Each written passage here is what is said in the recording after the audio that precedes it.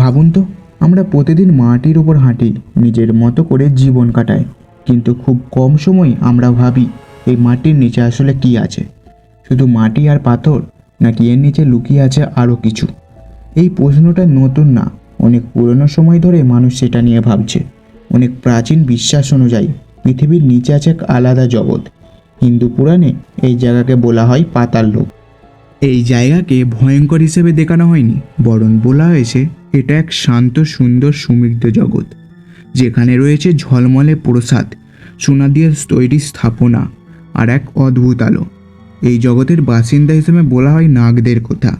এদের রাজা হিসেবে পরিচিত শেষ নাগ, যাকে অনেক গল্পে অত্যন্ত শক্তিশালী হিসেবে দেখানো হয়েছে। এই ধরনের গল্প বহু বছর ধরে মানুষের মধ্যে চলে আসছে। এই বর্ণনাগুলো শুনলে মনে হয় পাতাল যেন এক স্বপ্নের মতো জগৎ, যেখানে নেই আমাদের পৃথিবীর মতো নিয়ম, একটা অন্যরকম পরিবেশ। কিন্তু একটা বিষয় মনে রাখা দরকার, এই ধারণাগুলো তৈরি হয়েছিল এমন সময়ে যখন মানুষ পৃথিবীর ভেতরের গঠন সম্পর্কে খুব কম জানত। তারা যখন দেখতো গভীর গর্ত, অন্ধকার গুহা, মাটির পাথর, তখন স্বাভাবিকভাবেই মনে হতো এর নিচে নিশ্চয়ই কিছু আছে। এইভাবেই ধীরে ধীরে পাতাল ধারণা তৈরি হয়। সময় বদলেছে, মানুষ এখন অনেক কিছু জানে।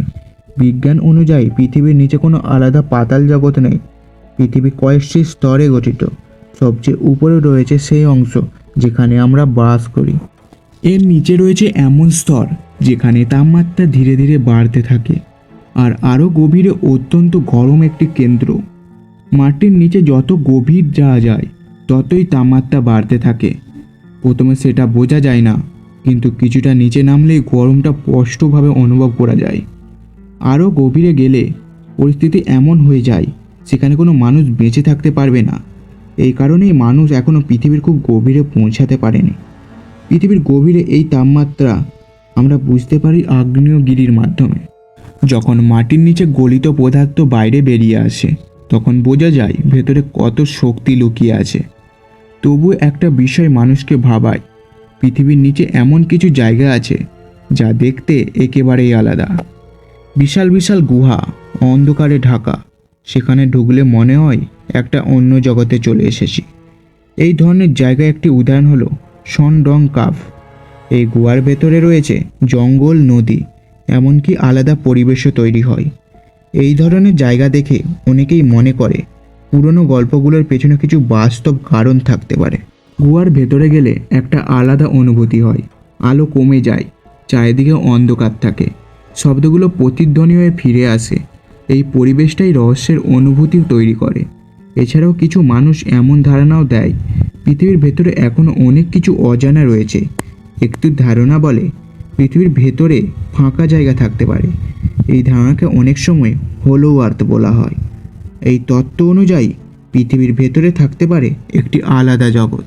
তবে এই ধারণার পক্ষে কোনো শক্ত প্রমাণ পাওয়া যায়নি। সব কিছু মিলিয়ে বলা হয় পাতাল একদিকে পুরাণের অংশ, অন্যদিকে মানুষের কল্পনা। আর কিছু বাস্তব জায়গা আছে যেগুলো এই কল্পনাকে আরও বাস্তব মনে করায়। মাটির নিচে কী আছে সেটা আমরা অনেকেই জানি, কিন্তু সব কিছু এখনও জানি না। এই অজানা বিষয়গুলো মাটির নিচে রহস্য আরও মানুষের আগ্রহ বিষয় হয়ে আছে। হয়তো ভবিষ্যতে মানুষ আরও গভীরে পৌঁছাতে পারবে। যদি ভিডিওটি ভালো লাগে তাহলে একটি লাইক করতে পারেন, চ্যানেলটিকে সাবস্ক্রাইব করতে পারেন, আর কমেন্টে তোমাদের মতামত জানাতে পারেন। ধন্যবাদ।